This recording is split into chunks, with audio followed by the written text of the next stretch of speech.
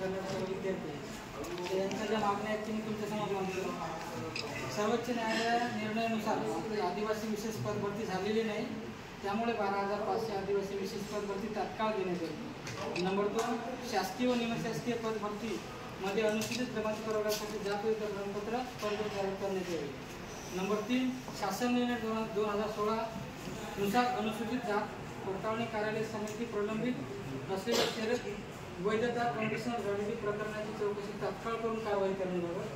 Number 4, अनुसूचित जमाती प्रवर्गातील 85,000 रिक्त पदांची तात्काळ भरती करण्यात यावी. नंबर 5, आदिवासी आरोग्य विभागातील 1541 गट अ ब क संवर्गातील रिक्त पदे तात्काळ भरण्यात यावी.